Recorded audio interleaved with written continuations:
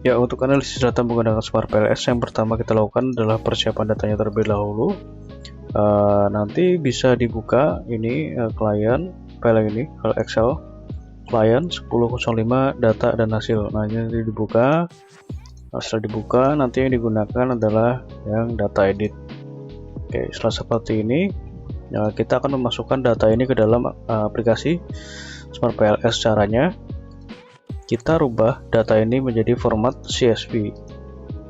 Caranya kita copy dulu. Jadi nanti yang digunakan itu adalah penamaan dari masing-masing kuesionernya ini dan jawaban responden. Jadi untuk nama variabel dan nomor ini tidak digunakan. Oke, kita copy seperti ini. Kemudian kita pilih file. Kita bikin file baru. Dan kita paste seperti ini. Lalu klik file, save as. Nah, kita rubah dulu formatnya menjadi CSV. Oke, setelah seperti ini kita bisa beri nama seperti ini, misalkan ini adalah contoh. Kemudian save as type-nya kita rubah ke format CSV yang ini, CSV. Kemudian bisa klik save.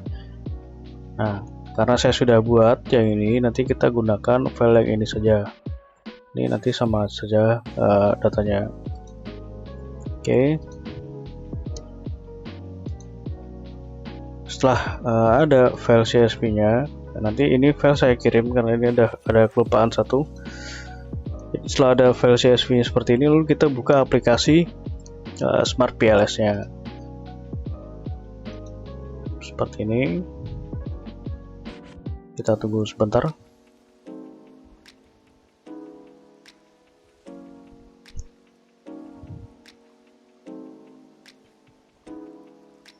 Ya, seperti ini.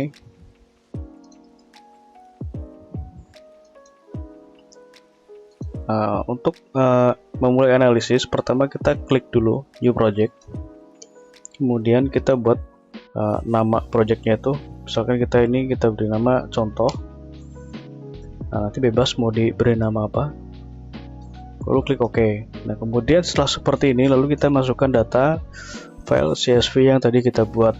Caranya, klik yang ini, double klik to import data. Kita klik, kita buka file CSV yang tadi, yang ini, kemudian open, kemudian OK. Nah, jika seperti ini, artinya data itu sudah masuk ke dalam aplikasi Smart PLS. Kemudian kita double klik yang ini, file contoh ini, double klik.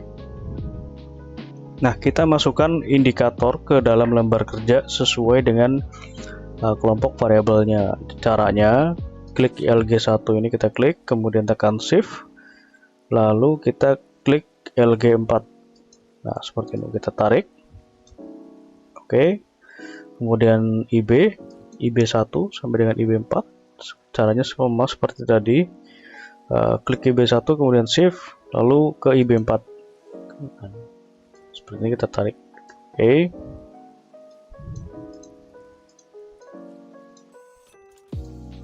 Caranya seperti itu.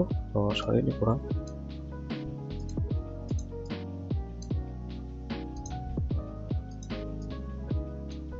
Nah, setelah variabelnya masuk semua seperti ini, lalu kita beri nama.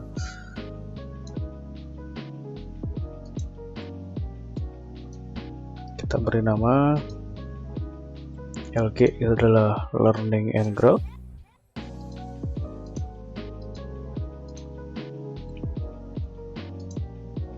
Kemudian IB adalah Internal Business.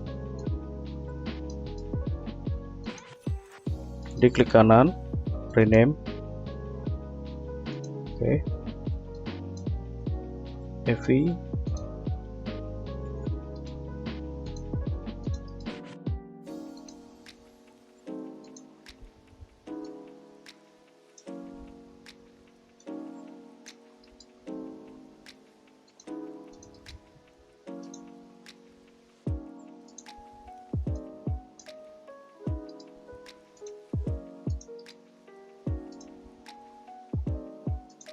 Oke, nah setelah seperti ini lalu kita rapikan atau kita susun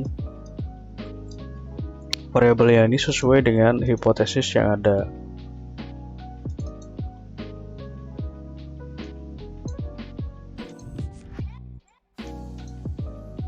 Jadi seperti ini, learning growth kita taruh sini, IB. Nah seperti ini. Jadi untuk menyusun ini supaya rapi, nanti bisa menggunakan menu Legend. Jadi untuk menyusun variabel konstruknya ini supaya sesuai dengan arah yang kita inginkan. Nah ini kita coba arahkan ke atas.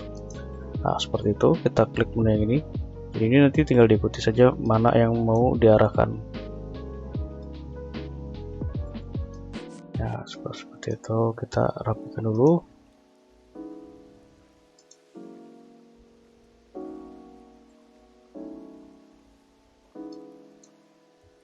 Sorry.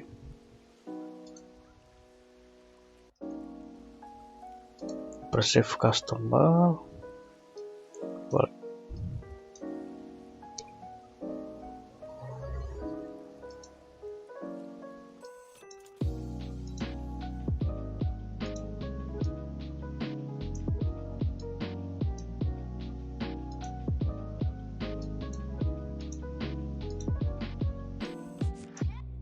Ya seperti ini. Jadi untuk bentuk model jalurnya ini sebenarnya bebas. Yang penting itu panah dari hipotesisnya itu sesuai.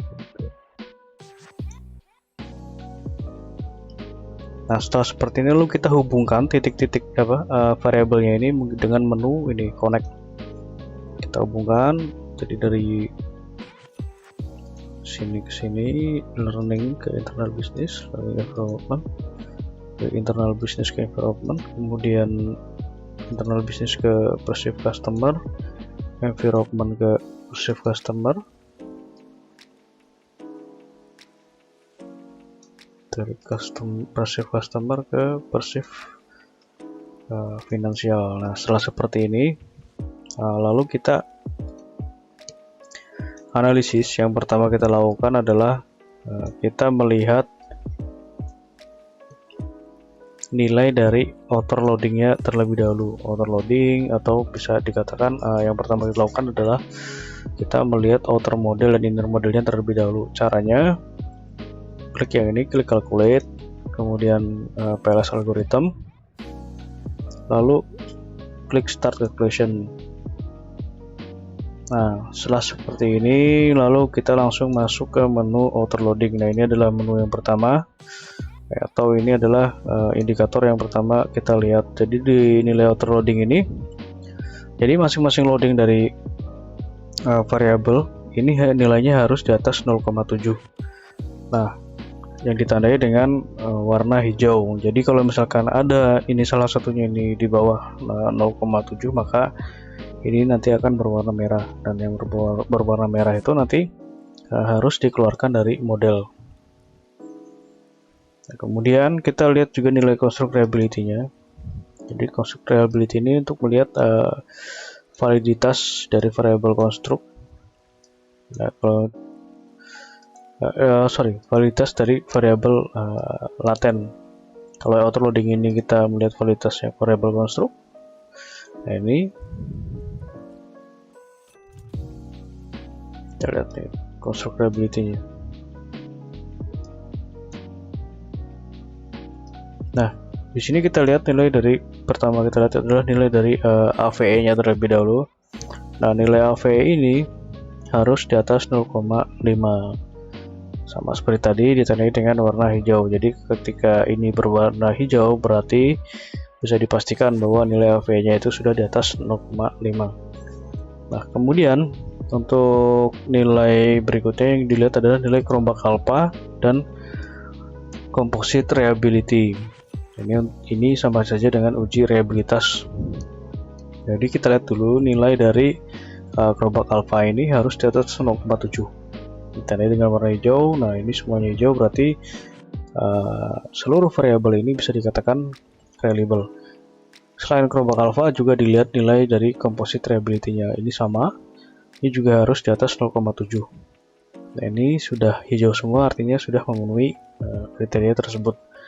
Kemudian kita lihat juga nilai dari discriminant validity. Nah, discriminant validity ini kita akan digunakan untuk menguji apakah ada hubungan gitu kan.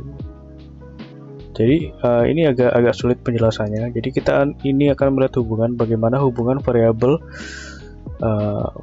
ini dengan variabel yang lainnya.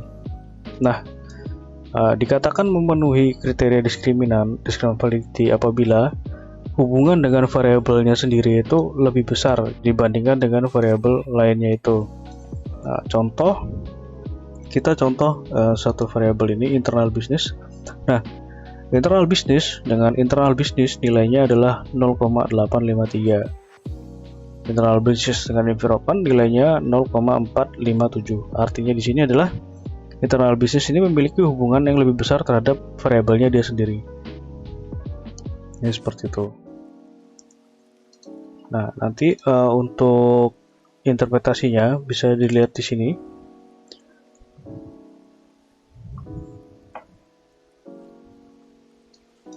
Nah, untuk lebih jelasnya nanti kita lihat di sini saja.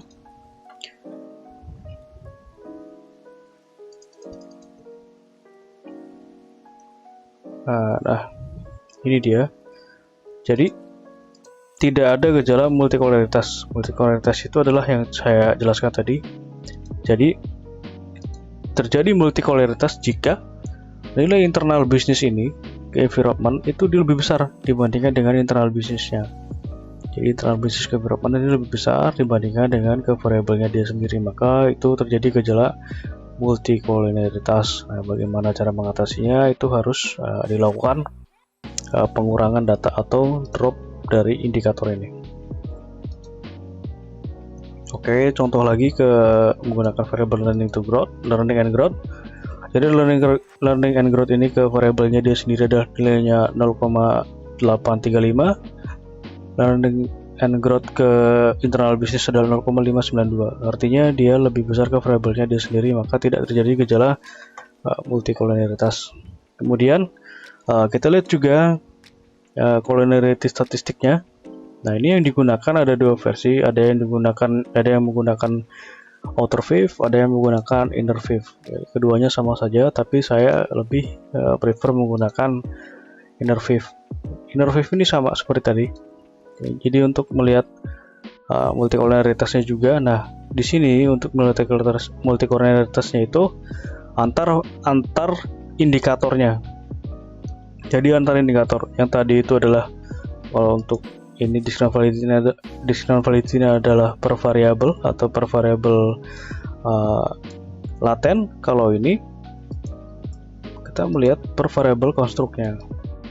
Nah, ini dikatakan tidak terjadi gejala multikolaritas ketika nilai dari wave-nya ini di bawah 5 dan ditandai dengan warna hijau. Nah, ini sudah hijau semua, artinya tidak terjadi gejala multikolaritas. Nah, setelah seperti itu kita lihat juga nilai R square-nya. Ini nanti tinggal diklik saja. Nah, R square ini cara bacanya sama dengan regresi berganda. Jadi kita lihat nilai R-nya ini berapa besar pengaruhnya gitu. Nah, untuk interpretasinya bagaimana untuk nilai R? Nah, nanti bisa dilihat di sini. Oke, kurang lebih sama dengan regresi berganda. Nah, kemudian ini nanti saja. Kita langsung ke F dulu. Nah, untuk uji F, jadi uji F ini untuk melihat seberapa besar nilai pendugaannya. Nah, ini tinggal diklik saja. Ini untuk uji F. Nah, ini untuk interpretasinya nanti bisa dilihat di file Word. Kemudian, oke, setelah seperti ini lalu kita uji untuk Q square atau Q kuadratnya. Caranya kita kembali lagi klik ke sini model regresi, model analisis jalurnya. Kemudian kita ke menu calculate, kemudian ke blindfolding, start calculation. Nah, ini adalah nilai dari Q-square. Jadi nanti yang dilihat itu adalah nilai ininya saja, Q-nya saja. Nah, untuk interpretasinya nanti bisa diikuti di sini. Nah, ini adalah nilai Q-square-nya. Nah, ini untuk interpretasinya seperti ini. Nah, kemudian setelah seperti ini, setelah melakukan pengujian seperti ini, kita bisa save hasil ini ke dalam format Excel. Caranya tinggal klik menu ini saja, export to Excel, start export. Nah, kita tinggal save. Nah, ini sudah saya buat, jadi ini nanti per folder ini sudah sesuai dengan urutannya. Dan nanti hasil ekspornya itu tinggal save aja, jadi nama bisa disesuaikan. Untuk hasil bin folding juga sama, cara save-nya seperti itu.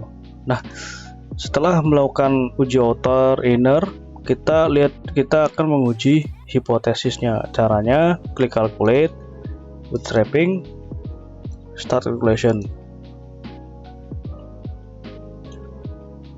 Nah, ini adalah untuk uji hipotesisnya. Jadi uji hipotesis ini kita melihat apakah pengaruh dari environment ke passive customer itu signifikan atau tidak gitu. Nah, cara melihatnya seperti ini. Jadi yang pertama kita lihat itu adalah hubungannya. Ini koefisien jalurnya. Jadi dari koefisien jalur ini kita lihat dari environment ke passive customer. Original sampelnya adalah 0,243. Kemudian p-value 0,045. Ini di bawah 0,05. Nah, original sampel ini menunjukkan arah hubungan. Jadi kalau misalkan ini hubungannya negatif, maka di depannya ini akan ada tanda minus. Tapi kalau positif itu tidak ada tandanya. Nah, jadi itu pertama kita lihat dulu original sampelnya. Jadi kita contohkan satu saja, ini environment ke perceived customer. Jadi terdapat hubungan yang positif ditandai dengan nilai ini 0,243 yang signifikan. Itu ditandai dengan nilai p-value yang di bawah 0,05. Ini nilainya 0,045, jadi sama seperti tadi. Jadi kalau misalkan p-value-nya ini berwarna merah, itu tandanya di atas 0,05. Kemudian kita lihat juga untuk internal business ke environment, hubungannya adalah positif. Dan signifikan. Oke, seperti itu untuk ujinya. Untuk lengkapnya nanti interpretasinya bisa dilihat di file Word. Nah, untuk penyusunan nanti di bab 3, karena tadi ada komentar dari dosennya untuk mengganti, karena di bab 3 itu yang digunakan adalah referensi untuk Amos. Nah, nanti apa saja yang nanti dimasukkan ke dalam bab 3, jika analisisnya menggunakan Smart PLS, nanti tinggal ikuti ini saja. Jadi outer model, kemudian nanti dikasih penjelasan lebih lanjut tentang indikator validitas dan convergent validity. Nah, itu seperti itu, nanti tinggal ditambahkan saja ini nanti di bab 3. Oke, sekian penjelasan untuk analisis menggunakan Smart PLS. Sekian dan terima kasih.